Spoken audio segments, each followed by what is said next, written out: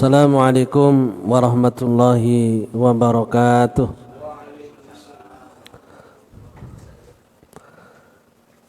Innal hamdalillah nahmaduhu wa nasta'in wa nastaghfiruh wa na'udzu billahi min syururi anfusina wa min sayyiati a'malina may yahdihillahu fala mudhillalah wa may yudlil fala hadiyalah.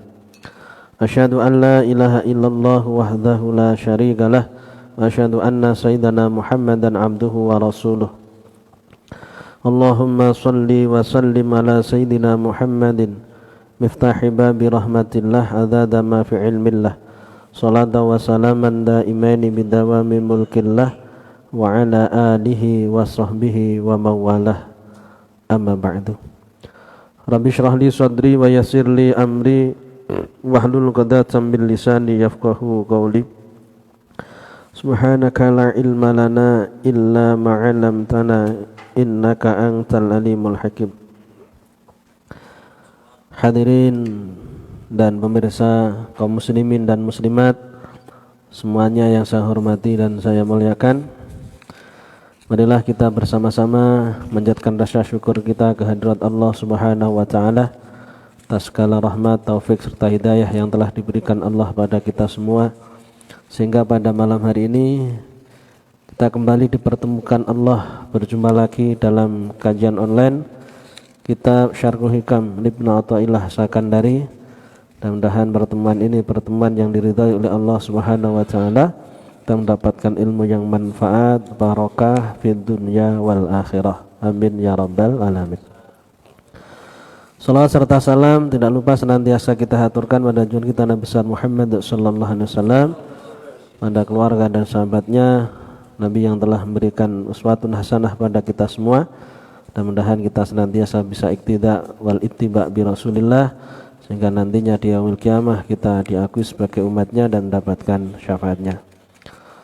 Hadirin dan pemirsa kaum muslimin dan muslimat dimanapun saat ini sedang berada yang saya hormati dan saya muliakan, sebelum kita mulai kajian kita pada malam hari ini, di mana kita akan membahas tentang perbedaan antara orang yang telah sampai kepada Allah dan orang yang belum sampai kepada Allah, antara yang sudah masuk dalam hakul yakin dan antara yang belum, yang sudah memahami ketauhidan pada Allah dan antara yang belum. Mudah-mudahan acara ini bisa berjalan dengan lancar, kita mendapatkan ilmu yang manfaat, kita mendapatkan keberkahan dari guru-guru kita semua. Mari kita mulai dengan bacaan surah Fatihah. La hadratin nabiyina syafina Muhammadin sallallahu alaihi wasallam wa alihi wa aswaji auladi wa dzurriyyati wa ashabihi wa la jamil anbiya wal mursalin wal auliya wal ulama wa syuhada sholihin wila jamil malaikatil muqarrabin jami'a sahina ilimina jami'a abaina wa ummahatina sudadina wa jadadina ikhwanina wa akhwatina jamil muslimin wal muslimat wal mu'minin wal mu'minat al-ahya'i minhum wal amwat. Sunhasa ila Syekh al-Arabi Ahmad bin Athaillah Sakandari rahimahullahu ta'ala wa nafa'ana bi'ulumi fid darain. Sya'ulillahi lahumul fatihah. A'udzu billahi minasy syaithanir rajim. Bismillahirrahmanirrahim. Alhamdulillahi rabbil alamin. Ar-rahmanirrahim. Maliki yaumiddin. Iyyaka na'budu wa iyyaka nasta'in. Ihdinas siratal mustaqim. Siratal ladzina an'amta 'alaihim ghairil maghdubi 'alaihim waladdallin. Amin.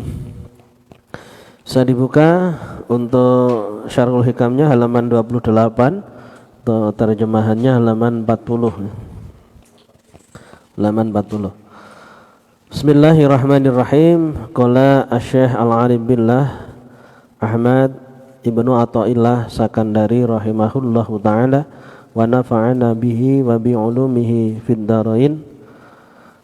Ihtada ar-rahiluna ilaihi bi anwaril tawajjuhi wal wasiluna lahum anwarul muwajjahah. Fal awwaluna lil anwar wa haula'i al anwaru lahum li'annahum lillah la li syai'in dunahu qulillahu summa darhum fi khawdihim yal'abun. Surat Al-An'am ayat 9. Bismillahirrahmanirrahim. Ihtada amrih pituduh sapa ar-rahiluna pira-pira wong kang budalan-budalan kabeh ilaihi maring Allah la amrih pituduh bi anwarit tawajjuhi kelawan pira-pira nur rupa madhep marang Allah anwarul tawajjuh wal wasiluna utawi wong kang tumeka kabeh iku lahum iku tetep kedue wasilun anwarul muwajjahati utawi pira-pira nur kang madhep. Fal awaluna utawi wong kang awal-awal kabeh iku lil anwari kedue pira-pira nur wa haula'i utawi iki alwasilun iku al anwaru utawi pira-pira nur iku lahum kedue haula li annahum krana setuhune haula iku lillahi kedue Allah la lisain ora krana iku lillahi krana Allah la lisain ora krana suwiji-wiji dunahu kang saliyane Allah. Qala ta'ala Allah Ta'ala berfirman qulillahu summa darhum fi khawdihim yal'abun. Kul ngucap sira Muhammad Allah Allah ing Allah ay tawajjah ilaihi summa darhum nuli ninggalo sira ing kufar fi khawdihim ing dalem manjing kuneme kufar yal'abuna kalih padha dolanan sapa kufar. Bismillahirrahmanirrahim. Ihtada ar-rahilun ilaihi bi anwarit tawajjuhi. Orang-orang yang berjalan menuju kepada Allah, ar-rahilun yang dimaksud adalah as-sairun ilaihi. Orang-orang yang berjalan menuju kepada Allah. Maksudnya berjalan menuju kepada Allah adalah orang-orang yang ingin benar-benar menghambakan dirinya kepada Allah. Orang-orang yang niat ingin beribadah kepada Allah Subhanahu wa taala dengan kesadaran yang tumbuh dari hatinya bahwa dia sebagai seorang hamba itu mau tidak mau harus ibadah. Karena Allah sampaikan wa ma khalaqtul jinna wal insa illa liya'budun. Tidaklah aku ciptakan jin dan manusia kecuali untuk beribadah kepadaku. Memang kewajiban kita seperti itu. Jadi kita tidak boleh hanya sekedar sibuk bekerja, hanya ngurus dunia, melupakan kewajiban kita kepada Allah yang merupakan bekal yang akan kita bawa menghadap pada Allah. Yang mana kita sewaktu-waktu akan menghadap pada Allah. Wa ma tadri nafsun fi ayyi ardin tamut. Tidaklah orang itu tahu di mana dia akan meninggal. Matinya di bumi mana, tidak tahu. Apakah di kampung halaman atau di perantauan atau sedang dalam perjalanan, ya, tidak tahu. Semuanya pasti akan mati. Bekal yang dibawa mati harus dicari. Tidak boleh kita hanya sibuk mencari bekal dunia, melupakan bekal akhirat. Orang yang seperti itu disebut dengan as-sairun. Orang yang berjalan menuju kepada Allah Subhanahu wa taala. Atau as-salikun, orang yang melangkahkan kakinya menuju kepada Allah. Salik di wong kang ngambah dalan wusul marang Allah. Orang yang benar-benar ingin menjadi hamba Allah yang sepenuhnya. Jadi kalau kita berbicara ibadah, ya ibadah kita lakukan dengan totalitas, ya, dengan sepenuh hati. Jangan kita jadikan hanya sekedar pemanis bibir, hanya nampak baik di luarnya, tidak sampai masuk ke dalam hati kita. Krono mek isin karo tonggo, isin karo konco, akhirnya melok ngaji. Krono isin serana apa-apa nih, ibadah, sholat, kepingin diarani wong sing sregep ibadah, wong sing rajin. Itu tidak ada totalitas kalau seperti itu. Harus totalitas, memang ibadah itu kewajiban kita yang harus kita kerjakan. Ketaatan kepada Allah dalam bentuk apapun ya. Baik yang kaitannya kewajiban kita kepada Allah maupun kewajiban kita kepada sesama manusia. Karena namanya orang soleh itu al-qaim bihukukillah wa hukuki ibadih. Orang soleh adalah orang yang melakukan kewajibannya kepada Allah dan kewajibannya kepada manusia. Hak Allah dipenuhi, hak manusia juga dipenuhi. Termasuk hak manusia menjadikan manusia ini seperti dirinya ya. La yu'minu ahadukum hatta yuhibba li akhihi ma yuhibbu li nafsihi. Tidak bisa dikatakan beriman seseorang sampai dengan dia mencintai orang lain sebagaimana mencintai dirinya sendiri. Menyayangi orang lain sebagaimana menyayangi dirinya sendiri. Jadi kalau sudah seperti itu, yang dilakukan itu adalah perkara yang disenangi, perkara yang tidak merugikan. Jadi kalau mau melakukan sesuatu yang buruk kepada orang, kita mengukur diri kita. Andaikan kita diperlakukan seperti itu, kira-kira bagaimana? Kalau kita merasa akan dirugikan, ya jangan melakukan pada orang, karena orang lain ya sama dengan kita. Siapapun dia, tidak boleh kita berbuat zalim kepada sesama. Itu bagian memenuhi hak sama manusia. Hak kepada Allah, ya kita diwajibkan sholat, jalankan puasa, zakat, masa Ramadan yang sebentar lagi ya, zakat kita keluarkan, baik zakat mal maupun zakat fitrah ya, dan lain sebagainya yang kaitannya dengan hubungan kita kepada Allah. Meninggalkan kemaksiatan ya, termasuk kewajiban kita kepada Allah Subhanahu wa taala. Tidak melakukan zina, tidak berjudi, ya, tidak minum khamr, wis pokoke sing maksiat-maksiat niku ditinggal kabeh. Lek wis sing kadung, ya sing penting tobat tenanan, aja sampai dibaleni ngoten mawon. Ya sampai diceritakne.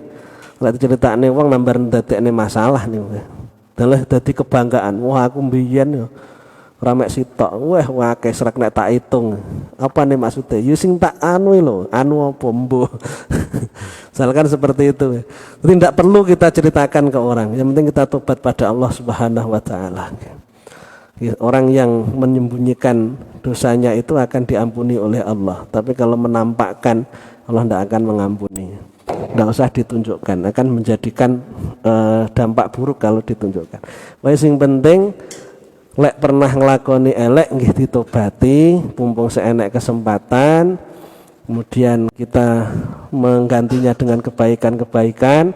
Insyaallah kalau kita benar-benar sungguh-sungguh dalam bertobat, Allah akan memberikan ampunan. At-taibin ad-dambi kaman lan tamballah. Orang yang tobat dari dosanya sama dengan orang yang tidak berbuat dosa. Yang dijaga oleh Allah dari perbuatan maksiat, baik-baik aja, tidak pernah melakukan maksiatan, ya bersyukur pada Allah.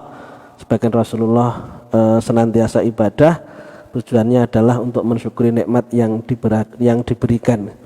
Walaupun Rasulullah sudah diampuni dosanya, karena memang tidak berbuat dosa, karena sebabnya Rasulullah maksum ya.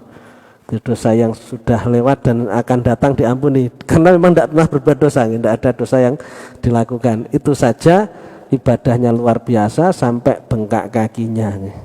Bagaimana dengan kita yang masih banyak dosanya? Seharusnya lebih semangat lagi dalam menjalankan ibadah kepada Allah Subhanahu wa taala.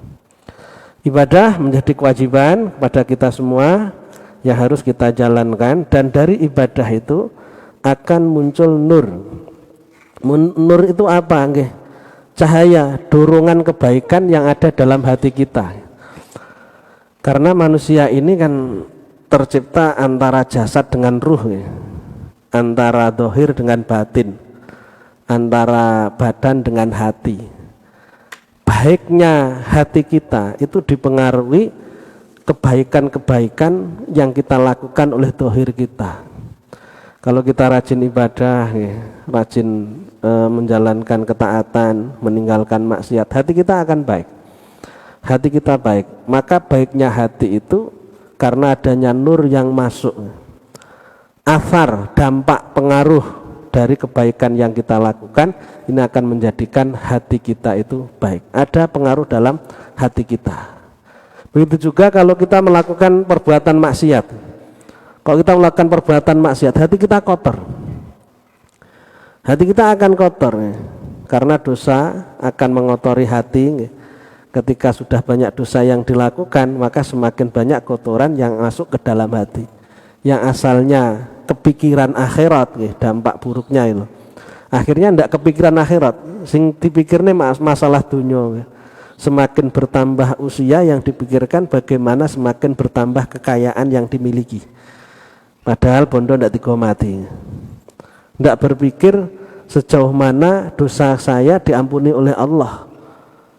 Selanjutnya semakin panjang usianya, semakin banyak ketaatan yang dilakukan, semakin berpikir tentang urusan akhirat. Piye-piye lek wis tuwek niku bakal mati. Lek si enom si enek kemungkinan teko tuwek nggih, walaupun iso uga ora sampai teko tuwek. Tapi lek tuwek niku ndak iso dadi enom neh, piye-piye bakal mati. Seharusnya yang dipikirkan bekal yang dibawa menghadap pada Allah itu kira-kira sudah dilakukan apa belum, sudah ada apa belum. Kalau sudah ada, sejauh mana dilakukan. Walaupun banyak, masih banyak yang kurang. Walaupun banyak, masih kurang, yang harus terus ditambahkan, dan ditambahkan. Seiring dengan berjalannya waktu, semakin banyak kebaikan, amal solih yang dikerjakan. Baratnya seperti padi, semakin berisi maka akan semakin merunduk. Bukan orang yang tua-tua keladi ya. Semakin tua semakin menjadi. Karena memang ini urusannya bukan masalah tua mudanya seorang ya. Masalahnya adalah bagaimana pemikiran orang. Walaupun tua belum tentu dewasa. Sik banter urusan dunia ini kathah ya. Wis nyampuri urusane wong nom wis koyo sik gagah-gagah padahal suntune entek ngono nggih. Wadah sing ngoten niku. Wayahe kan yo pikirane iki wis iso mendamaikan, tapi justru memancing-mancing persoalan itu banyak. Di tengah masyarakat tidak semua orang tua itu bisa menjadi guru nih. Justru jadi orang tua yang justru provokator itu banyak. Karena pemikirannya yang kekanak-kanakan nih. Maka kayak sapa jenenge Gus Dur nggih ngelokne DPR zaman waktu itu kan kayak seperti taman kanak-kanak nih. Karena apa? Pemikiran yang tidak dewasa. Yang menentukan bukan usia seseorang, namun yang menentukan sejauh mana cara berpikir seorang. Ketika anak yang kecil itu sudah berpikir tentang kematian, sakwayah mati bakal dihisab, bakal kita akan dihadapkan antara dua kemungkinan masuk surga dan neraka. Dia pasti akan terkontrol perbuatannya. Walaupun tua, lek rumangsa matine sik suwi, sik kepengin nikmati urip, soal mati niku ndak kepikiran, akhirnya tetap ndak gelem ibadah. Padahal dia harus banyak melakukan persiapan untuk kehidupan akhirat. Dengan adanya usia yang tua, seharusnya dia berpikir sedikit sekali kesempatan yang dimiliki, tinggal sedikit kesempatan yang dimiliki. Wayang ngoten tapi mboten. Kecintaannya kepada dunia masih besar sehingga berpikir tentang akhirat sangatlah kecil. Ketika maksiat dilakukan maka akan menimbulkan pengaruh dalam hati. Urusan akhirat tidak terpikirkan, yang terpikirkan adalah urusan dunia.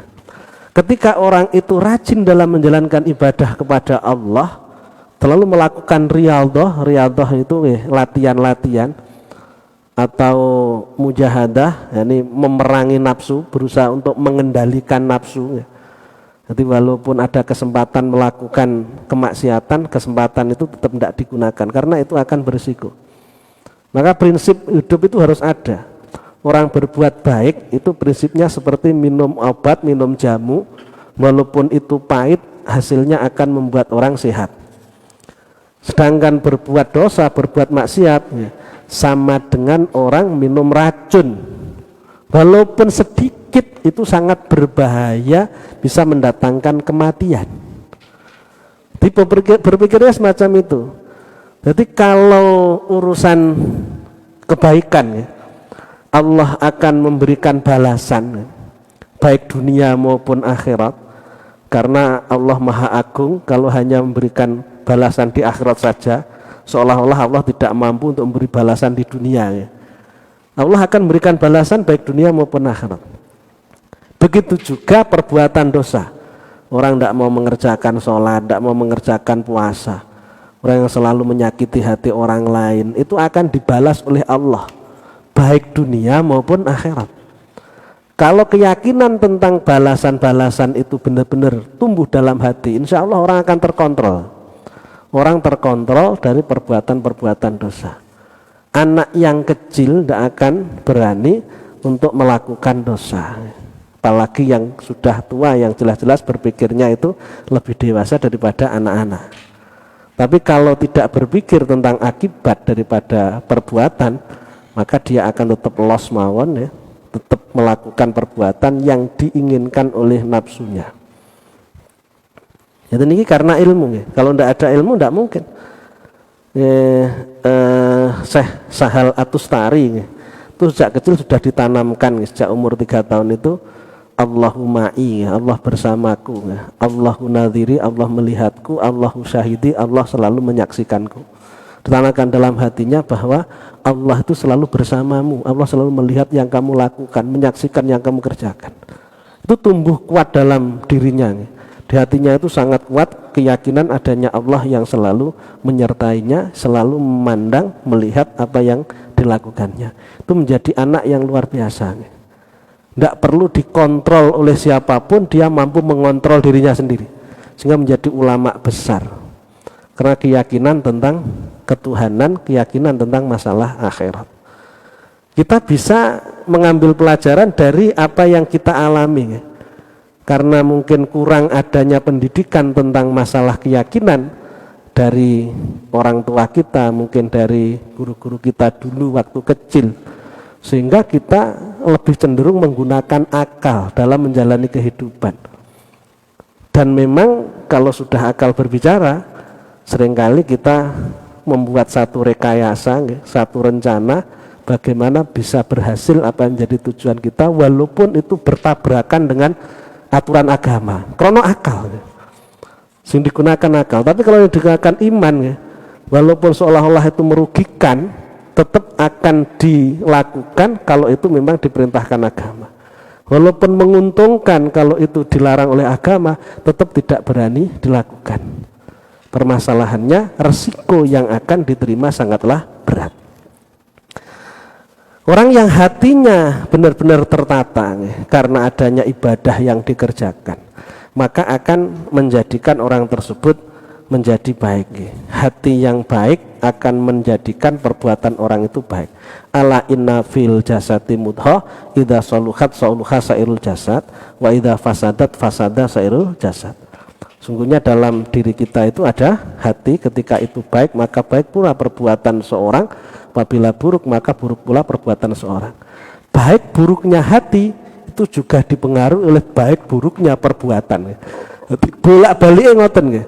Jadi perbuatan yang baik akan menjadikan hati baik sehingga mendatangkan kebaikan-kebaikan yang lain. Perbuatan buruk, perbuatan dosa akan menimbulkan hati yang buruk sehingga menimbulkan dosa-dosa yang lainnya.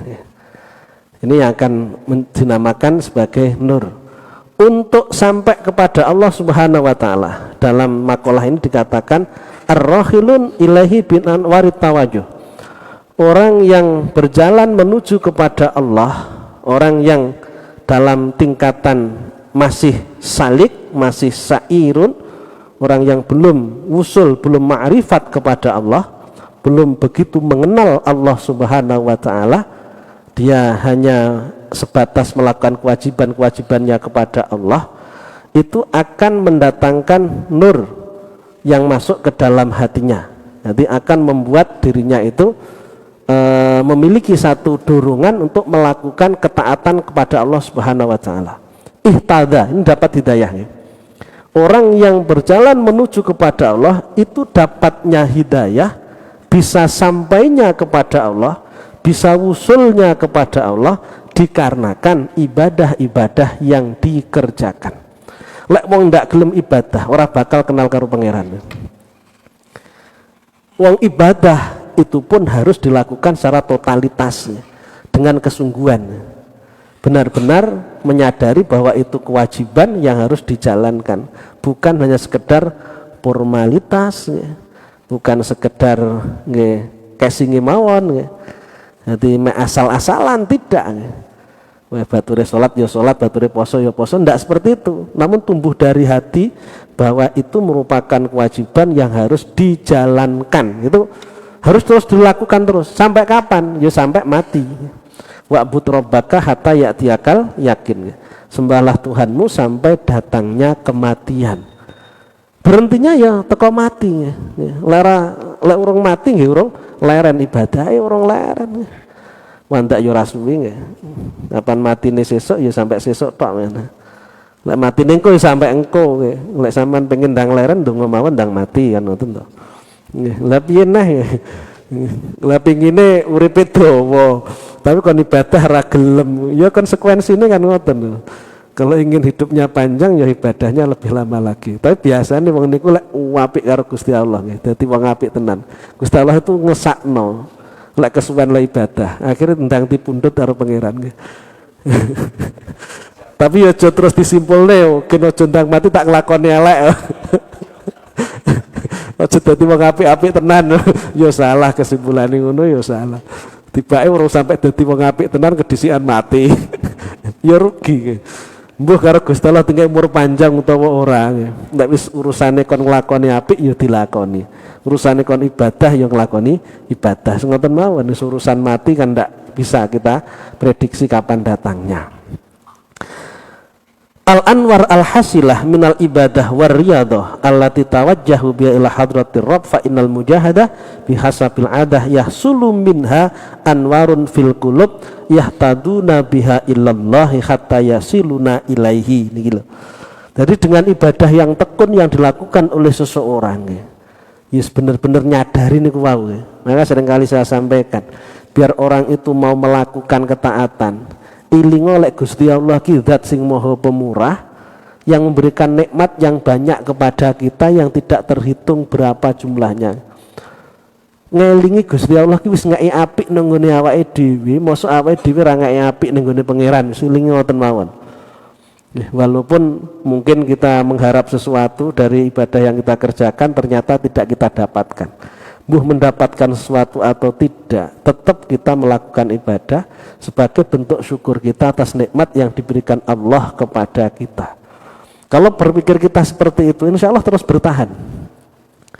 Tapi kalau berpikir kita itu mengharapkan sesuatu, bisa jadi andaikan yang kita harapkan tidak kita dapatkan, ya kita berhenti. Padahal kita sudah berada di rel yang benar ya.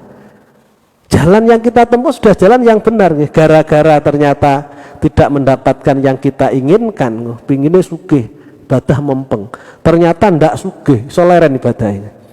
Wah tiba ora perlu ibadah dadi wong sugih, wujude kae ora ibadah ya sugih. Karena niat ibadah pengen sugih, ngoten niku nggih kacau akhirnya. Padahal wis bener dilakoni ibadah niku wau. Hanya saja karena niate pengen sugih kok tibake ndak iso sugih, ibadahe ditinggalkan. Tapi kalau niatnya untuk mensyukuri nikmat, mengisi kesempatan yang ada, mumpung diberikan oleh Allah dan sewaktu-waktu kesempatan ini akan berakhir, dia tidak akan berhenti untuk menjalankan ibadah. Dia akan menjadi orang yang secara zahir sama dengan orang lain, namun secara batin berbeda dengan orang lain, karena keyakinannya terhadap balasan yang diberikan Allah, keyakinannya terhadap kewajiban yang harus dia jalankan yang tidak boleh ditinggalkan. Karo wong nggih mboten nenten bedane, hampir sama. Nggih padha mangane, padha turune, padha duwe bojone nggih. Tapi tibake pemikirannya ndak padha ngoten lho. Mikirannya ndak sama, satunya hanya sibuk sebatas dunia yang dicari, satunya bener megawe tapi tetap mikirnya soal akhirat. Sehingga dia tetap menyisakan waktu, meluangkan waktu untuk urusan akhirat, tidak habis waktunya hanya untuk urusan dunia. Kalau sudah begitu semangat atau ibadahnya dilakukan dengan sungguh-sungguh mujahadah bihasabil adah dengan kemampuan yang dimiliki, maka akan tumbuh nur di dalam hatinya. Nur itu cahaya. Cahaya itu nggih durungan-durungan niku lho nggih. Keinginan untuk terus menjadi orang yang taat itu merupakan cahayanya. Jadi buktinya kalau ibadah kita itu diterima oleh Allah adalah Setelah kita ibadah itu semakin semangat dalam ibadah. Buktinya kalau ngaji kita itu benar-benar diridhoi oleh Allah, Allah senang dengan ngaji kita, kita semakin semangat ngaji, bukan semakin bosan. Cara ditambah waktunya itu so tambah semangatnya, ora so tambah malesnya. Ini kalau buktinya ditompo, semakin semangat untuk melakukan hal tersebut. Lek semakin hari semakin tidak semangat, ini menandakan tidak diterima oleh Allah. Logikanya kalau Allah itu menerima berarti Allah itu sayang. Kalau Allah itu sayang berarti Allah itu semakin memberikan peluang kepada kita untuk melakukan kebaikan-kebaikan. Kok ternyata tidak banyak kebaikan yang kita lakukan setelah kita melakukan satu kebaikan, maka ini menandakan Allah tidak sayang kepada kita, berarti Allah tidak menerima kita. Buktinya Allah tidak memberikan peluang, kesempatan atau pertolongan untuk melakukan kebaikan yang lainnya. Kalau di dalam dia beribadah kepada Allah benar-benar ikhlas untuk Allah Subhanahu wa ta'ala, maka akan muncul nur di dalam hatinya, yahtaduna biha ilallah, di mana dengan nur tersebut dia akan mendapatkan hidayah kepada Allah Subhanahu wa ta'ala. Artinya dia akan semakin mengenal Allah, tidak lagi mengharapkan sesuatu apapun kecuali Allah Subhanahu wa ta'ala, hatta yasiluna ilaihi, sampai dengan dia itu wusul kepada Allah. Usul pada Allah niku nggih tujuane mung Gusti Allah tok. Menungso wis ndak direken, lek jenengan sik ngreken menungso sik adoh niku nggih. Kok sik ngarepne dihormati wong, ngarepne digunggung wong nggih. Ngarepne diperhatikan wong, itu kan menungso sing dipikir. Dudu pangeran. Wong sing mengharap surga saja sik urung nyampe ning nggone Allah, apalagi yang masih mengharapkan hal yang lainnya, untuk mengharapkan hanya sebatas kekayaan dunia ya. Terus ora mlebu swarga ora apa-apa, misalnya sementing aku sugih ning dunya niku suwaduh banget nggih karo pangeran. Yang mengharapkan surga saja belum begitu dekat dengan Allah, belum sampai kepada Allah.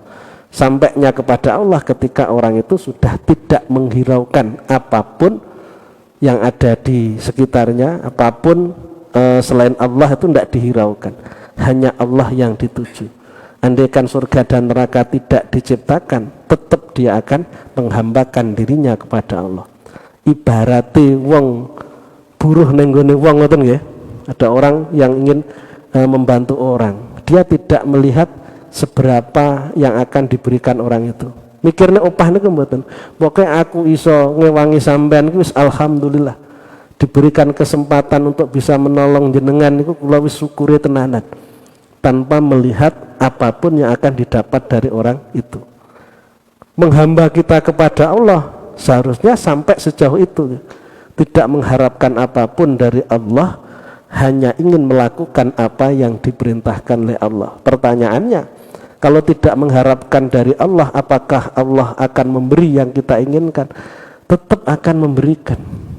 Nggih, gampangane anak niku lek taat ning gone wong tuane nggih, taat karo wong tuwek, senajan anak niku ndak njaluk apa-apa karo wong tuane, tetap orang tua akan tahu apa yang dibutuhkan oleh anak.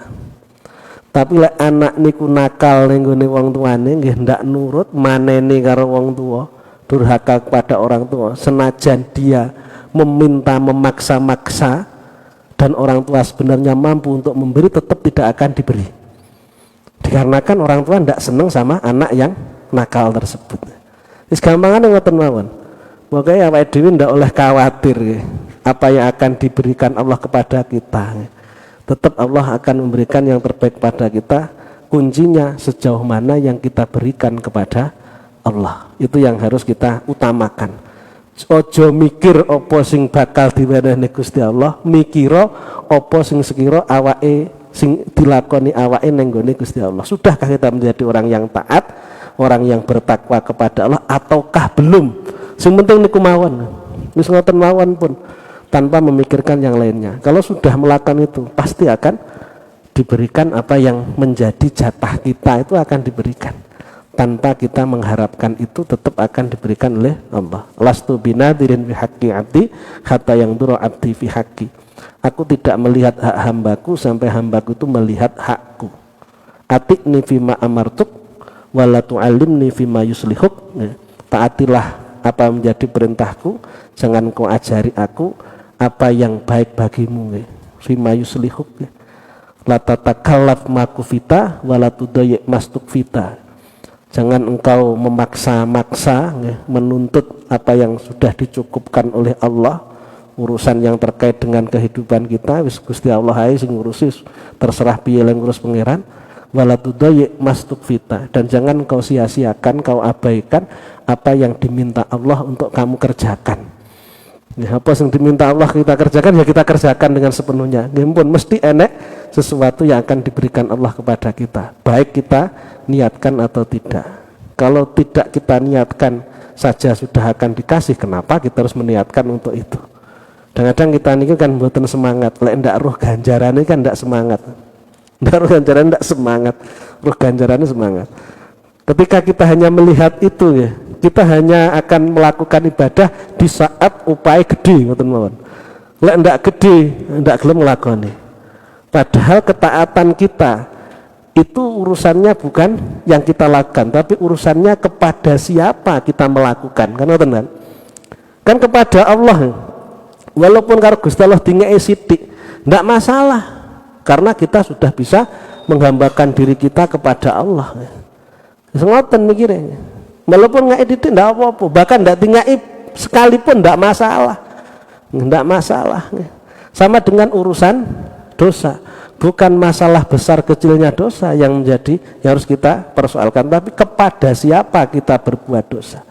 Dosa yang kita lakukan itu merupakan bentuk kedurhakaan kepada Allah.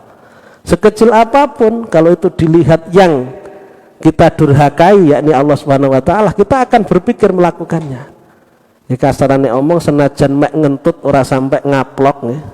Ora sampai nggih nembak niku lek ning ngarepe presiden ya dadi masalah gede.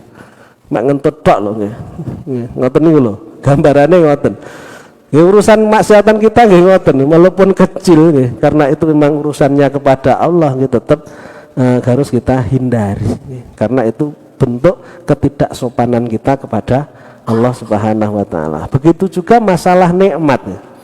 Masalah nikmat kalau kita berpikirnya bukan ke nikmatnya, tapi kepada pemberi nikmatnya, kita akan bisa bersyukur.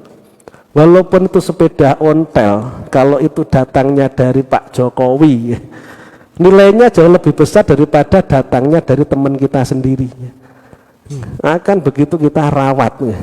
Ini merupakan pemberian orang yang sangat terhormat. Melihatnya bukan pemberiannya, tapi dari siapa yang beri.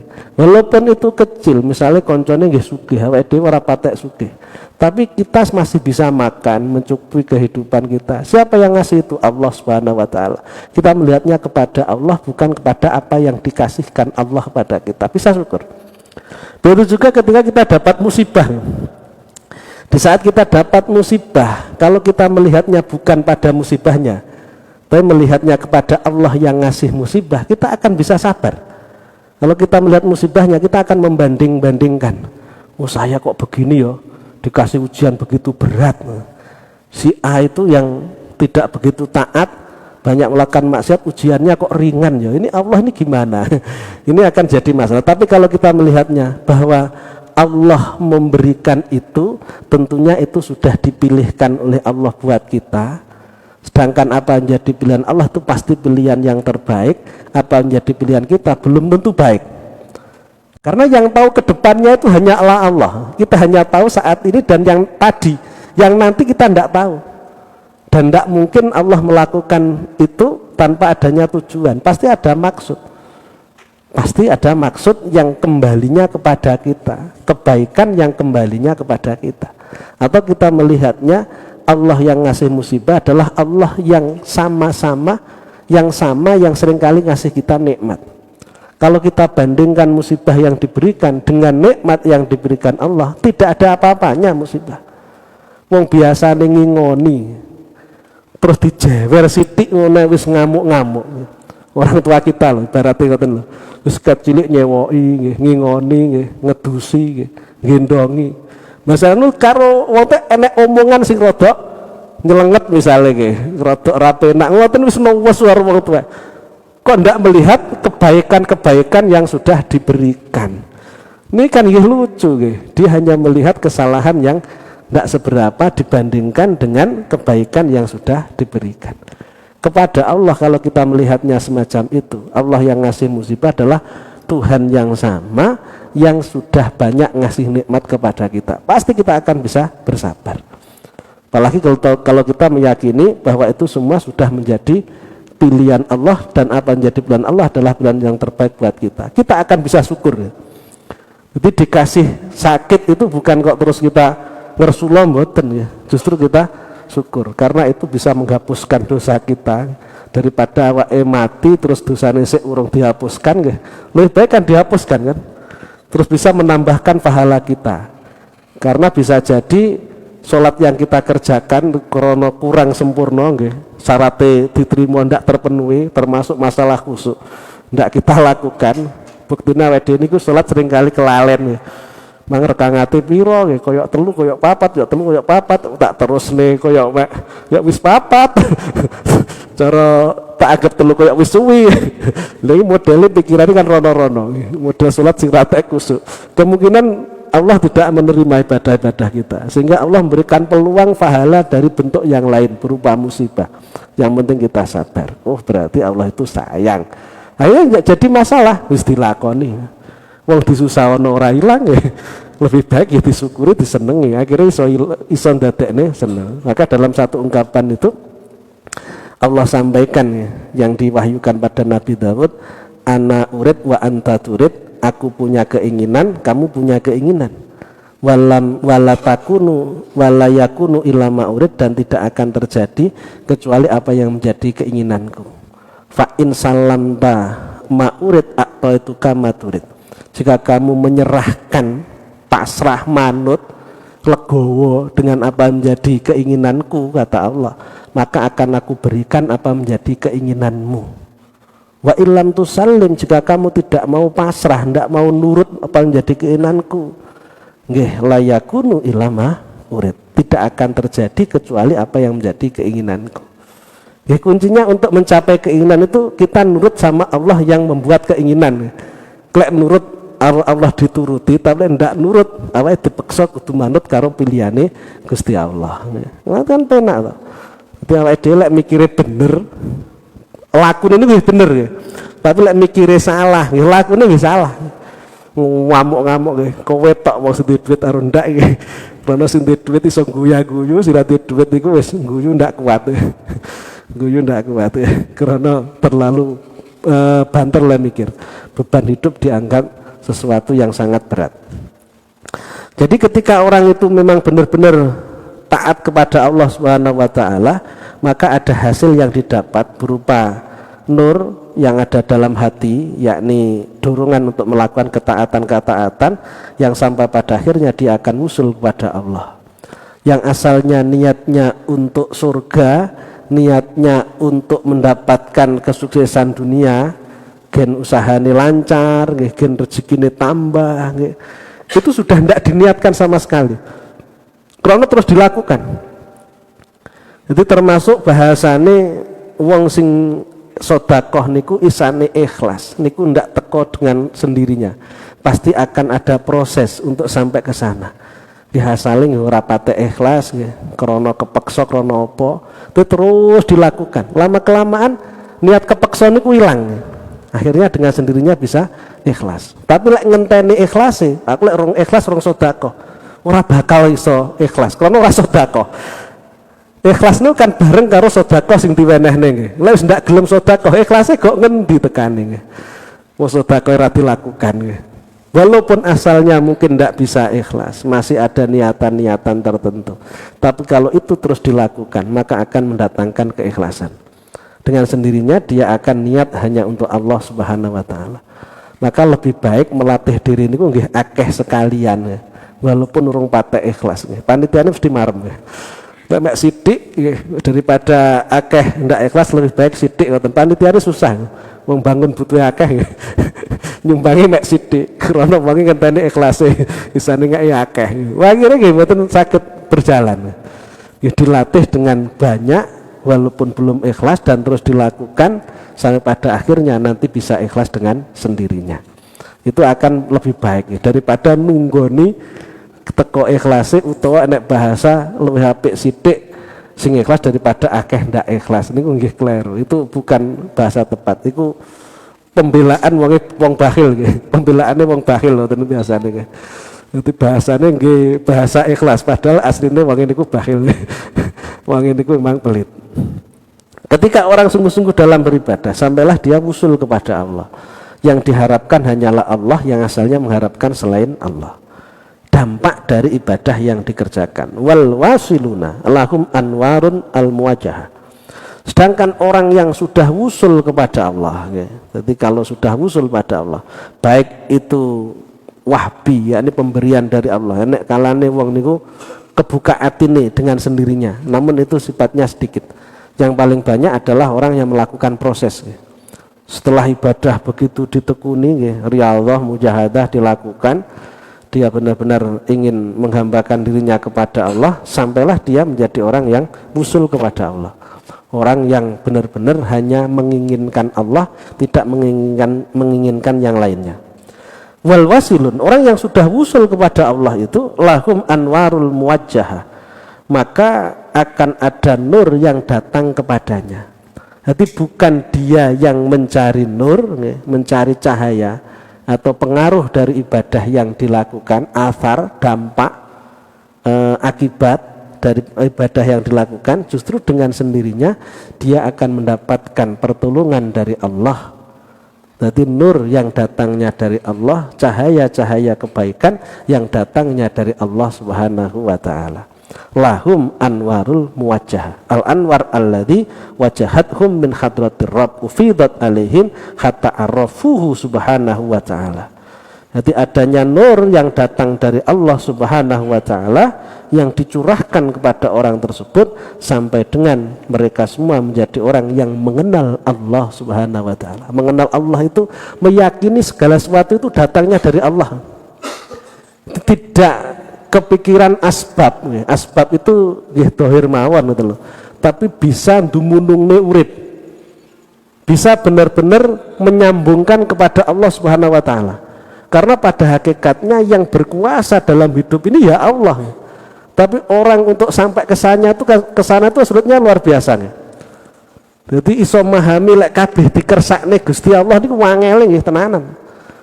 Seolah-olah asbab itu yang menentukan. Padahal asbab itu tidak ada pengaruh sama sekali. La yadur wal la yanfa'u illallah. Tidak ada yang memberikan bahaya dan manfaat kecuali Allah. Walaupun orang loh yang memukul kita orang. Jadi sebenarnya itu bukan orang, tapi Allah yang menggerakkan orang, kan ngoten toh. Kita usaha, okay. Karena mungkin ada orang lain yang usaha sama dengan usaha kita, akhirnya usaha kita itu tidak jalan. Benarnya itu bukan adanya orang yang usaha sama dengan usaha kita, tapi Allah yang menghendaki.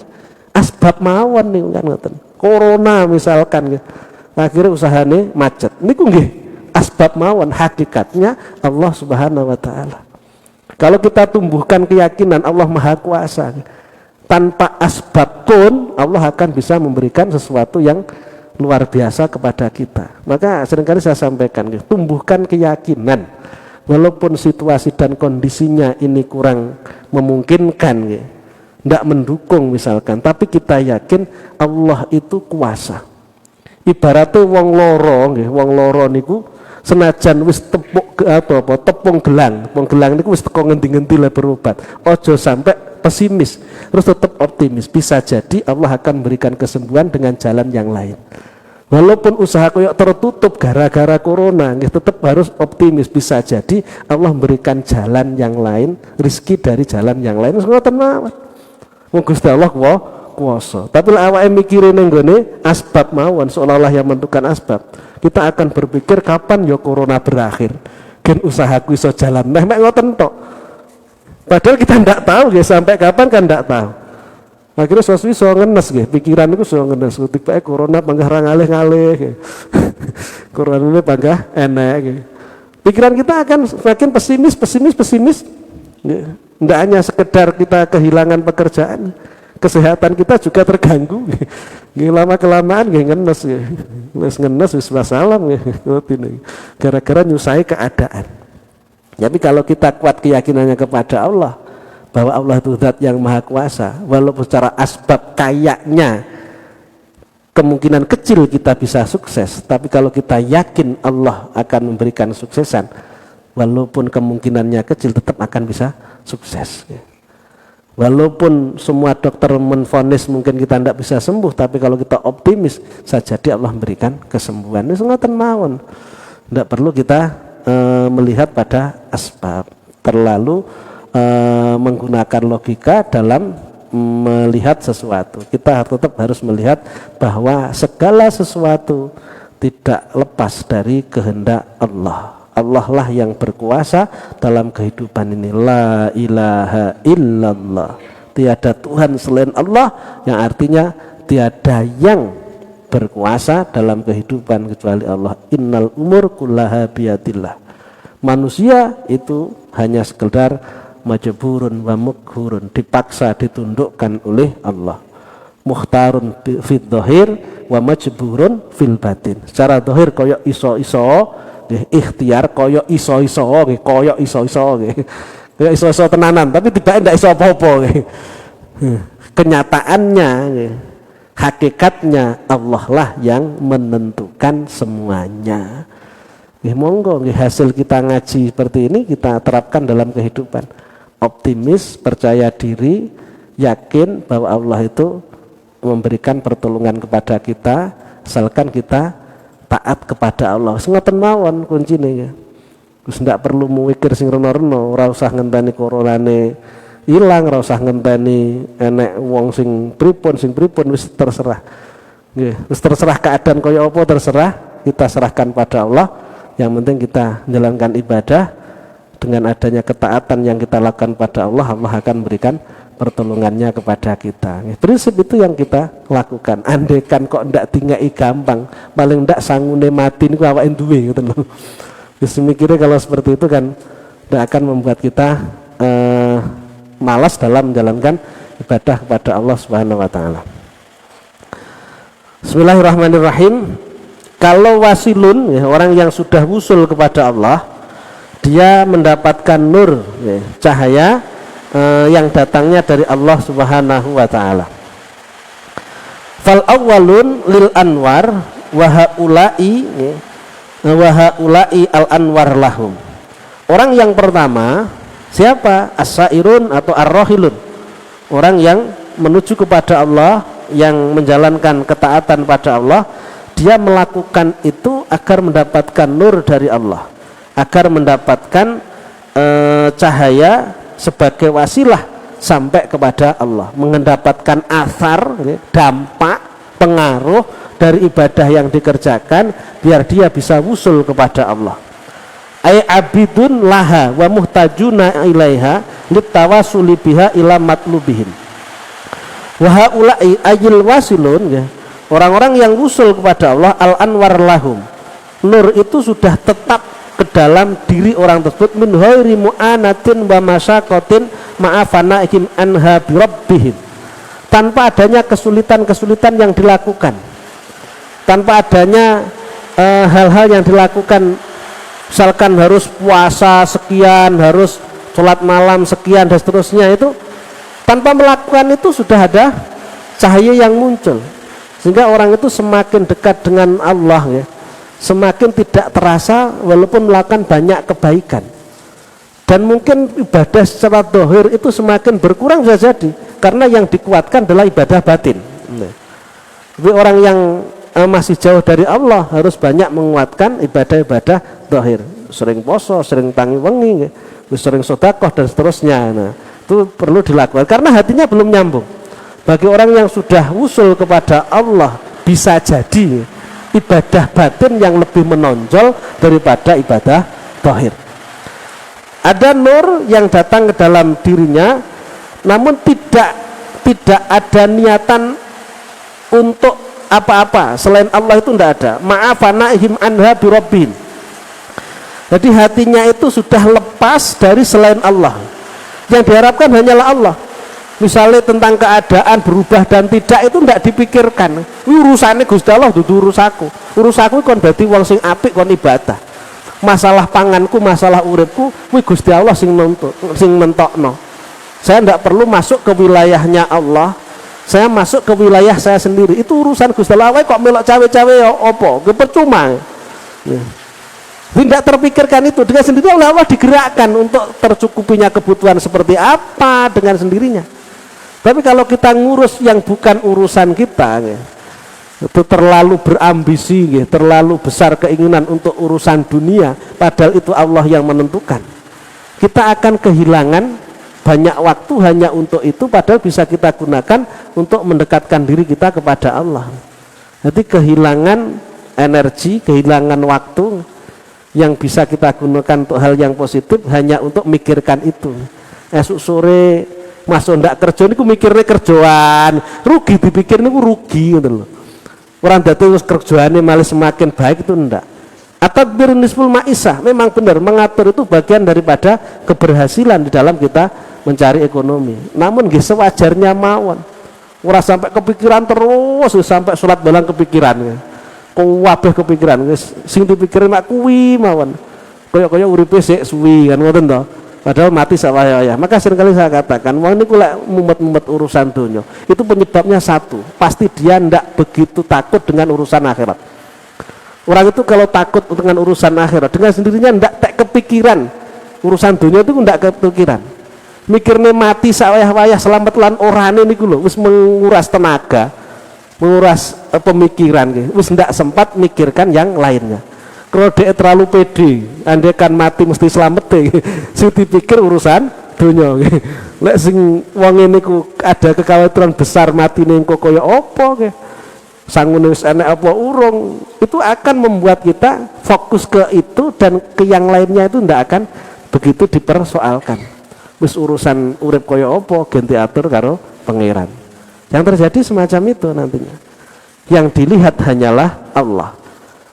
Maka orang yang sudah wusul kepada Allah itu, bahasa lain mungkin orang yang ma'rifat, yang mengenal betul sifat-sifat Allah, keyakinannya kuat kepada Allah, tidak ada kekhawatiran sama sekali. Ala in ana auliya Allah la khaufun alaihim wa lahum yahzanun. Ingatlah sungguhnya wali walanya Allah itu tidak ada rasa khawatir. La khaufun, tidak ada rasa takut, khawatir dengan apa yang akan terjadi, wala yahzanun, dan tidak susah dengan apa yang ditinggalkan. Andai kan mati ora kok kepikiran anakku iso mangan apa ora, bojoku kira-kira piye ya, terus kuwadung tak gekne omah apik engko saneke dirabi wong wis ndak kepikiran. Wis urusane sing urip mau aku mati, iki urusane aku selamat lan orane ngoten. Wis ndak kepikiran anak sik cilik-cilik piye, lek ndak ditinggali bondo wis selamat. Gusti Allah sing ngatur. Gusti Allah sing ngatur. Kalau kita memang taat kepada Allah, Allah akan menjadi pengganti kita. Allah akan memberikan kemudahan kepada mereka. Tapi kalau kita tidak menjadi orang yang taat, berantakan, ya. Kasihan kehidupan anak cucu kita nantinya. Ya. Maka seringkali saya sampaikan masalah berbuat baik itu kita niatkan, satu untuk diri kita biar kita selamat, yang kedua untuk orang tua kita di sana biar seneng, karena setiap yang kita lakukan itu disampaikan pada orang yang sudah meninggal. Kalau orang tua kita sudah meninggal, akhirnya mendapatkan kabar kita suka ngaji, kita suka baca Al-Quran, kita suka sholat, itu senengnya luar biasa. Kalau dikabari, wah anakmu kayak lo keleliran pinggir dalan, gayane dem-deman, ratau mulih kok klub malam, gayane nggawa wedoan, ngoten ning kono susah. Awake kan ngesakne, wis nang kono mbuh piye keadaane dikabari sing elek-elek ngoten kan. Awake dhewe kudu mikir ya mesakno. Jadi ketaatan kita kepada orang tua harus terus berlanjut, termasuk bagaimana orang tua itu mendapatkan berita-berita baik tentang yang kita lakukan. Ketiga, kita niatkan untuk anak cucu kita, biar anak cucu kita itu selalu dijaga oleh Allah, selalu mendapatkan pertolongan Allah dengan kebaikan-kebaikan yang kita lakukan. Seperti yang terjadi pada zamannya Nabi Khidir. Ketika Nabi Khidir memberikan pertolongan kepada anak yatim yang hartanya tertimbun oleh dinding yang roboh, ketika ditanya kenapa engkau menolong anak ini, hartanya anak yatim, dijawab wa kana abuhuma sholihah, dikarenakan orang tuanya itu orang yang sholih. kesolehan orang tua itu menyebabkan Allah menyuruh kepada Nabi Khidir untuk menyelamatkan hartanya anak tersebut. Kalau tidak disingkirkan dinding-dinding yang menutupi itu, ya, tembok-tembok yang runtuh yang ke situ, dia tidak akan tahu kalau punya harta di situ. Ternyata yang dimaksud, orang tua yang dimaksud itu bukan orang tua langsung, buyutnya. Jadi orang tua yang ketujuh. Ya. Jadi bapak, mbah, buyut, canggah, wareng, ya. Terus apa nggih?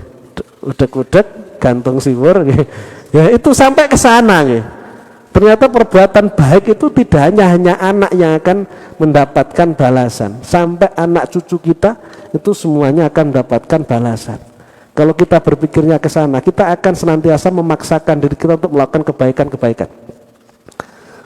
Terus keburukan kita juga akan terasa pada anak cucu kita.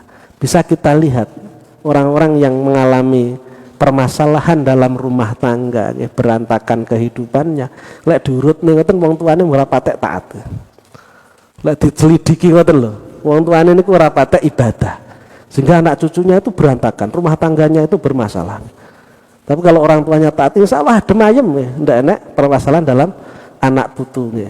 Ya tidak ada persoalan yang akan mereka alami, itu tidak ada, karena Allah yang akan menjaga mereka semua, Allah yang akan memberikan pertolongan pada mereka semua. Kita niatkan seperti itu. Bismillahirrahmanirrahim. Li'annahum lillah la lisa'in dunahu.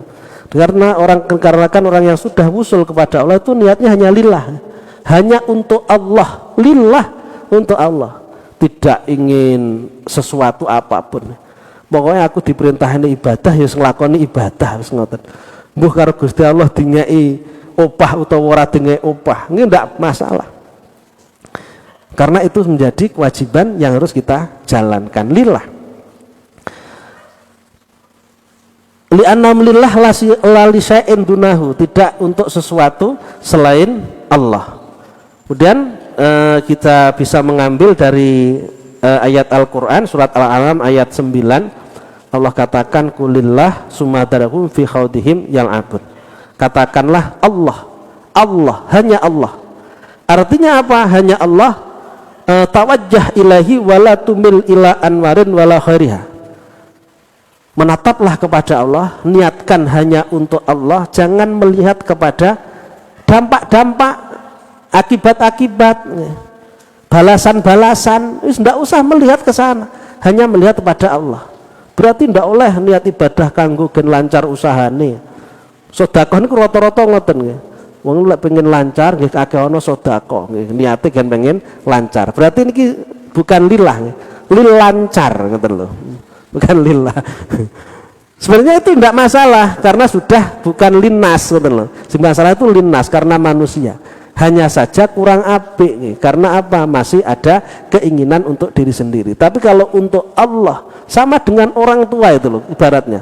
Orang tua itu memaksa anaknya untuk makan, orang tua tidak akan ada keuntungan yang didapat. Yang diuntungkan anaknya, karena dengan makan dia sehat.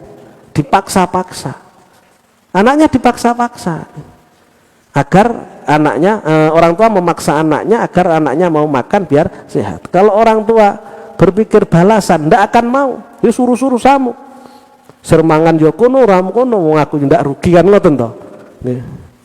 Jadi artinya ketika seseorang itu melakukan ketaatannya kepada Allah dengan sepenuhnya, dia akan melakukan itu walaupun tidak mendapatkan apapun dari apa yang dilakukan. Walaupun tidak ada niat, tetap Allah akan memberikan. Aku tawajjah ilahi, mengharap kepada Allah, menatap kepada Allah, hanya meniatkan untuk Allah Subhanahu wa taala, tidak meniatkan kepada yang lainnya. Kalau dalam hikam yang sebelumnya, irhal minal akwan ilal mukawwin, berjalanlah, berangkatlah dari selain Allah menuju Allah. Jadi dari selain Allah jangan menuju ke selain Allah yang lain. Kalau sudah lepas dari niat untuk orang, jangan niatkan untuk yang lainnya, walaupun itu untuk urusan dunia atau urusan akhirat. Hanya niat untuk Allah. Niatnya hanya untuk Allah, tidak ada harapan sama sekali. Jadi irhal minal akwan ilal mukawwin. Jadi berjalanlah, berangkatlah dari selain Allah hanya menuju kepada Allah yang menciptakan. Summadzarhum fi khawdihim yal'abun, katakanlah Allah, kemudian tinggalkanlah mereka dalam kesenangan mereka. Mereka saling bermain-main ya. Fi khawdihim dalam bahasanya berkecimpung ya, dalam kesibukan mereka yang berkecimpung atau bermain-main. Jadi orang lain gimana yang dilakukan, kita jangan terlalu mempersoalkan. Kewajiban kita amar ma'ruf nahi munkar, berhasil ya alhamdulillah, tidak berhasil ya sudah. Bukan kita yang bisa memberikan hidayah, kan Allah kan hidayah itu datangnya. La yadurukum man dola idah tadaitum, tidaklah bahaya bagi kalian orang yang tersesat ketika kalian sudah memberikan hidayah. Sudah, kewajiban kita amar ma'ruf kita lakukan, selebihnya ya Allah lah yang akan menentukan. Kita lebih sibuk memikirkan bagaimana diri kita agar bisa benar-benar usul kepada Allah Subhanahu wa ta'ala. Yes, tidak direken lah, termasuk bagaimana perlakuan orang kepada kita itu tidak direken, tidak dipersoalkan. Wong hakikate dudu dheke sing lakoni, kekete Gusti Allah sing nglakokno, ngoten lho mikire. Jadi ndak enak masalah, dibenci wong ya monggo, alhamdulillah dosane kalong ya. Wis ngoten mawon, dirasani wong wis alhamdulillah dosaku kalong ya. Dheke nyumbang kebaikan ning awake nggih. Oleh bonus kebaikan tanpa melakukan kebaikan.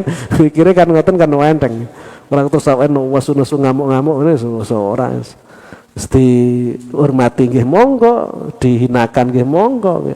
Tidak jadi masalah, karena yang kita niatkan hanyalah Allah, hanya untuk mendapatkan ridhonya Allah. Sumadzarhum fi qawtihim yang fa'ifradut tauhid ba'da fana'il ahyar wa haqqul yakin.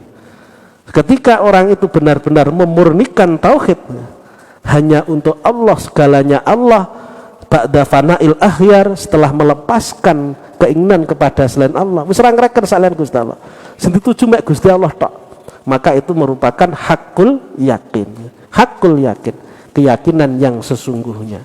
Jadi orang sudah sampai pada hakul yakin. Hakul yakin itu apa? Hakul yakin adalah ketika seseorang hanya peduli kepada Allah, hanya mengharap kepada Allah, tidak menginginkan apapun dari selain Allah, tidak menginginkan kehidupan yang sukses, wis ndak ngreken ngoten itu ndak reken.